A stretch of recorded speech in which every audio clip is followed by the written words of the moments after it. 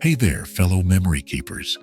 Welcome back to Who Died Today News, where we honor those who've painted our world with sound, color, and unforgettable moments.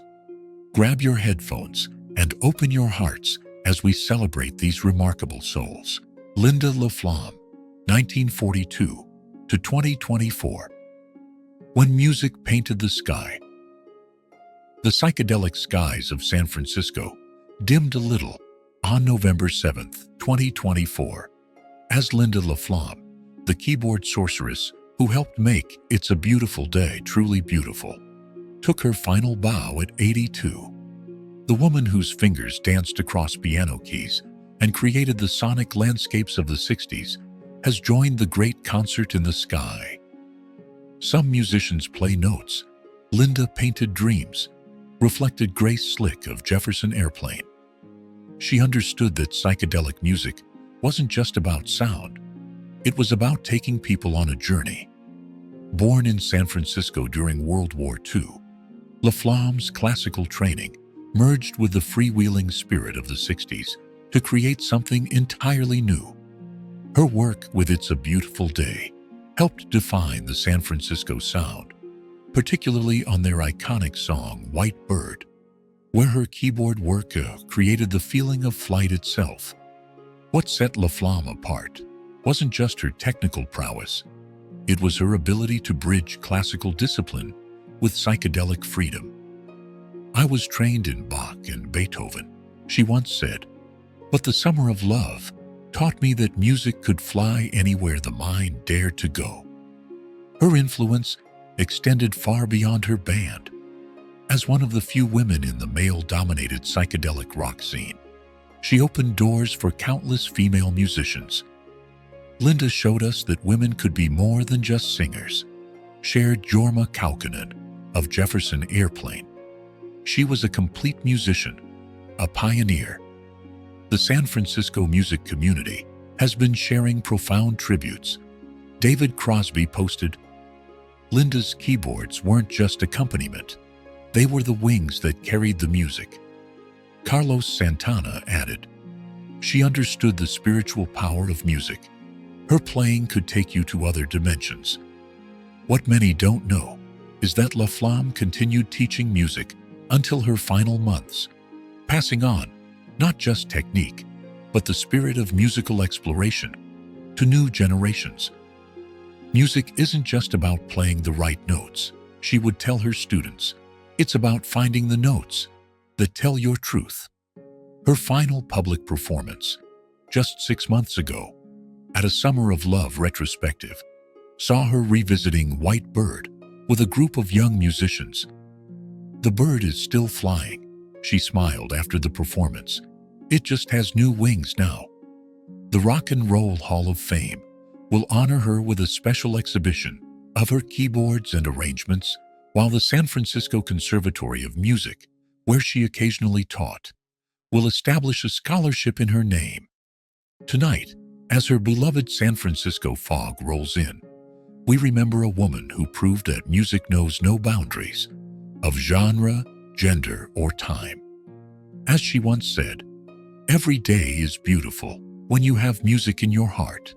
Share your memories of Linda LaFlamme's music, or how It's a Beautiful Day influenced your life in the comments below. Let's keep that beautiful music playing. Don Bosler, 1945 to 2024. The gentleman giant of the gridiron football lost one of its most beloved warriors on November 6, 2024, when Don Bosler, Hall of Fame legend and Washington icon, took his final snap at 79. His passing marks the end of an era when football wasn't just about athleticism, it was about character. Some players make plays. Don made history, reflected John Madden before his own passing. He showed us that true greatness isn't just about what you do on the field.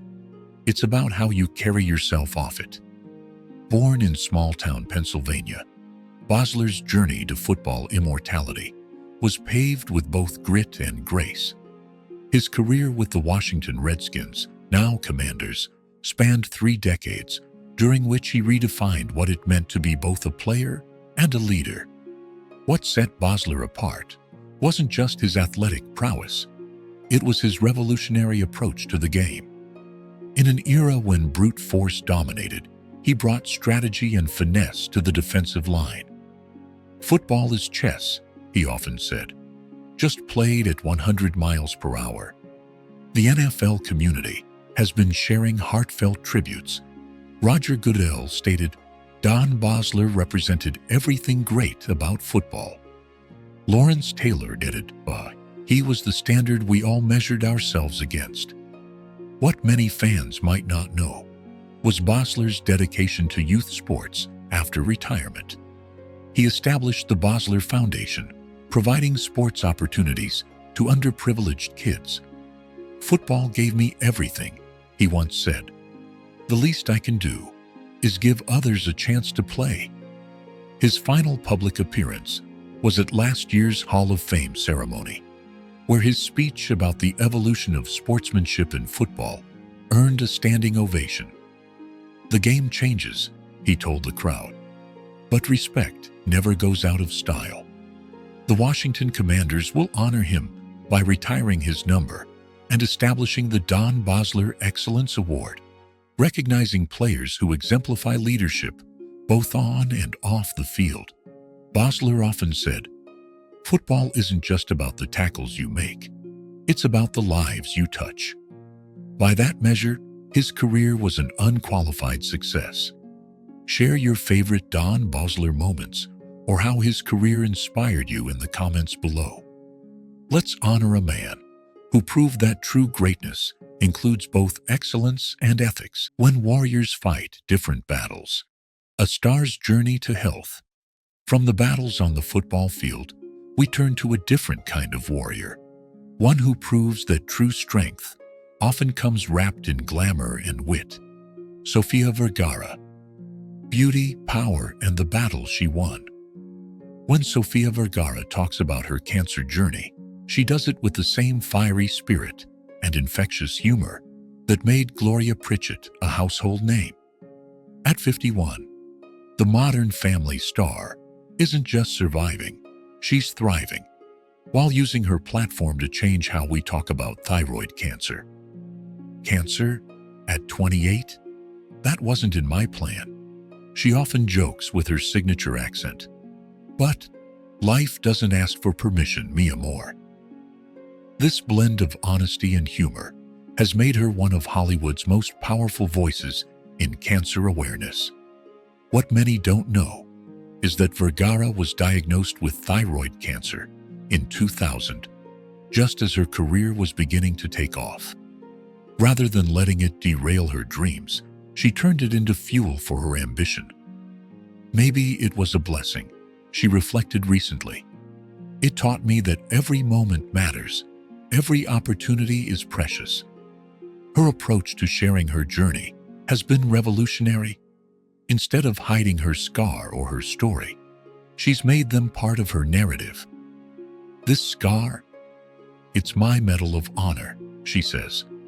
"It reminds me that I'm stronger than I think."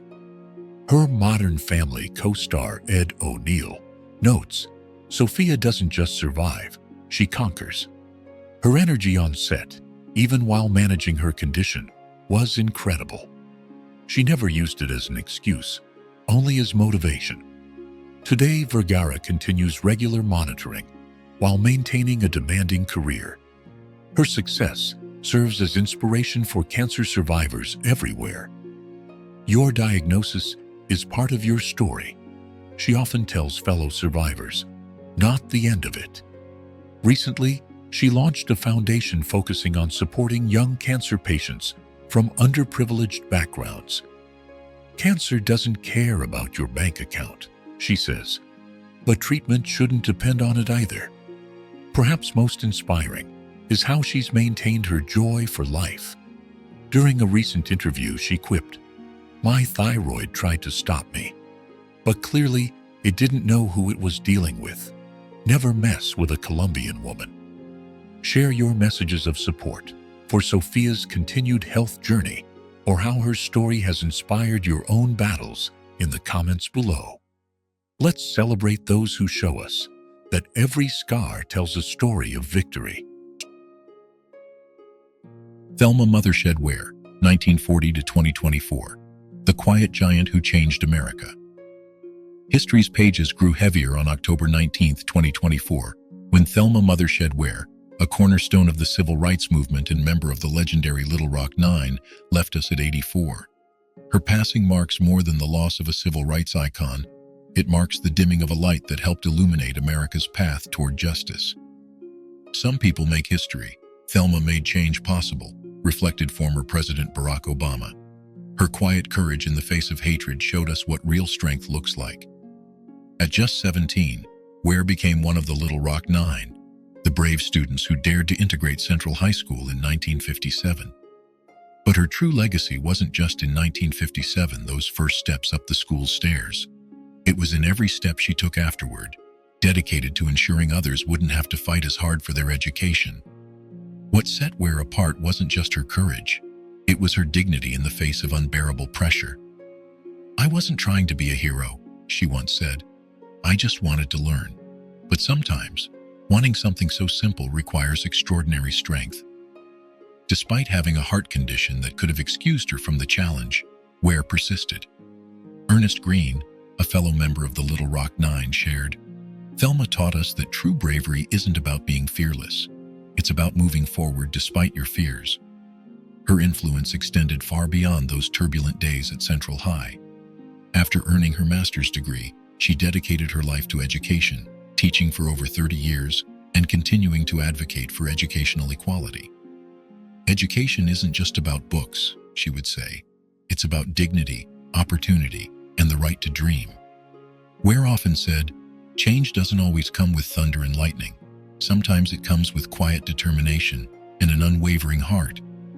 Her life embodied that truth, showing us that the greatest revolutions can start with something as simple as a child's desire to learn. Share your thoughts on Thelma Mothershed Ware's legacy, or how the Little Rock Nine inspired you in the comments below. Let's honor a woman who proved that education is worth fighting for. Alan Mansfield, 1960 to 2024. The keyboard wizard of Dragon's Fire. The rock world lost another mighty dragon on October 16, 2024, when Alan Mansfield, the keyboard virtuoso who gave Dragon its wings, took his final bow at 64. His passing silences one of rock's most innovative keyboard players, whose fingers painted soundscapes that helped define an era. "Some musicians play instruments. Alan created worlds," reflected Jimmy Barnes. His keyboards weren't just part of the song. They were the magic carpet the song rode on. Born in New Zealand but claiming both Australian and global stages as his home, Mansfield's journey with Dragon became legendary in the Southern Hemisphere's rock scene. His innovative approach to keyboard arrangements helped transform Dragon from a prog rock outfit into one of the most successful rock bands of the 80s and 90s. What set Mansfield apart wasn't just his technical prowess. It was his ability to serve the song while still pushing boundaries. "The keyboard shouldn't compete with the song," he once said. "It should make the song fly higher." The Australasian music community has been sharing heartfelt tributes. Neil Finn posted, "Alan knew how to make keyboards rock without overwhelming the music. That's a rare gift." Robert Palmer, before his own passing, had called Mansfield the secret weapon of Southern Hemisphere rock.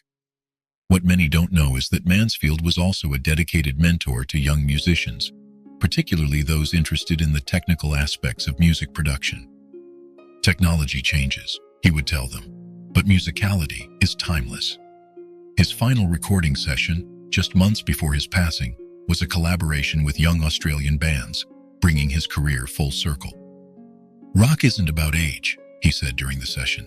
"It's about keeping the fire burning and passing the torch." Share your favorite Dragon moments or how Alan Mansfield's keyboard wizardry influenced your love of rock music in the comments below. Let's keep the Dragon's fire burning. Doug Sides, 1938 to 2024. The heartbeat of modern jazz. The jazz world fell silent on October 10, 2024, when Doug Sides, the drummer whose brushes painted rhythm with the delicacy of a watercolor artist, took his final bow at 86. In losing Sides, jazz hasn't just lost a drummer. it's lost one of its most eloquent storytellers. Some drummers keep time. Doug Sides created time, reflected Herbie Hancock. He could make a ballad float and a bebop tune soar, all while making it look effortless. Born in the heart of jazz country New Orleans, Sides learned his craft in the city's vibrant musical melting pot. His journey from French Quarter jam sessions to international jazz stages became a masterclass in musical evolution. "Jazz isn't just music," he often said. "It's a conversation between past and future." Wynton Marsalis shared, "Doug had this way of making everyone sound better. He wasn't just accompanying, he was elevating every musician on stage." The jazz community has been sharing profound tributes. Ron Carter posted, "Doug understood that space between the notes is as important as the notes themselves." Pat Metheny added, "He wasn't just a drummer, he was a musician who happened to play drums." Tonight, jazz clubs worldwide will observe a moment of silence, perhaps the only time Sides wouldn't fill such a space with perfect rhythm. As his drum stool sits empty, we remember a musician who proved that sometimes the softest beats carry the strongest messages. Share your memories of Doug Sides' performances, or how his rhythmic innovations influenced your appreciation of jazz in the comments below. Let's keep his groove alive. When art transcends form, from musical rhythms to cinema's heartbeat. While we honor those whose final notes have faded, let's celebrate an enduring maestro of a different art, one who continues to conduct life's symphony with grace, humor, and unstoppable spirit. Tom Hanks, when excellence meets resilience. "Life is like a box of chocolates," Forrest Gump famously said, and Tom Hanks has proven that even life's bittersweet moments can be transformed into something extraordinary.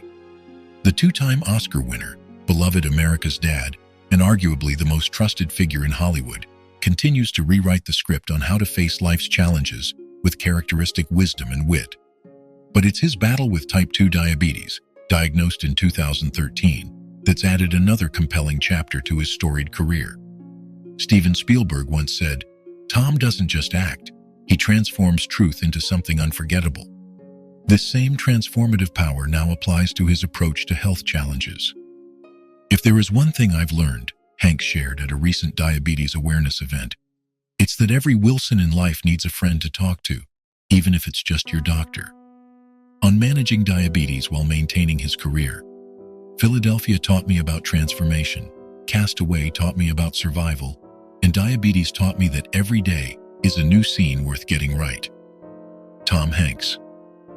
On the industry's response to his diagnosis, Morgan Freeman reflected, "Tom showed us that vulnerability isn't weakness, it's another form of strength." His approach to diabetes management mirrors his professional philosophy. The only way we can get through tomorrow is to learn from yesterday. This wisdom, shared at the American Diabetes Association's annual conference, exemplifies his role as both entertainer and educator. Fellow diabetes warrior Salma Hayek noted, "Tom made it okay to talk about health challenges in Hollywood. He turned private struggles into public awareness." Share your favorite Tom Hanks moment, or how his openness about diabetes has inspired your own journey in the comments below. Celebrating life's symphony, where every story matters. And there we have it, Memory Keepers. Another journey through the tapestry of lives that have touched our world in profound ways. From the psychedelic keyboard magic of LaFlamme to the gridiron glory of Don Bosler. From the quiet courage of Thelma Mothershedware to the rhythmic genius of Doug Sides. From the rock innovations of Alan Mansfield to the inspiring resilience of our living legends, Sofia Vergara and Tom Hanks. Each story reminds us that life, in all its forms, creates an endless symphony of inspiration. Tonight, we've traveled from San Francisco's psychedelic scene to the hallowed halls of Central High School, from football fields to jazz clubs, from movie sets to medical centers. Each journey unique, yet connected by the thread of human spirit and the power to impact lives. These aren't just stories for today's headlines. They're chapters in humanity's ongoing narrative. Whether a life spans 86 years like Doug Sides or stands against injustice like Thelma Mothershedware, what matters is the ripples they create, the lives they touch, the changes they inspire. Remember, as Tom Hanks would say, life is like a box of chocolates, and these stories are some of the sweetest pieces, some bringing joy, others bittersweet, but all worth savoring. See you tomorrow with more stories that remind us why every life deserves to be celebrated. Every battle deserves to be honored, and every legacy deserves to be remembered. Stay strong, stay compassionate, and keep those memories alive.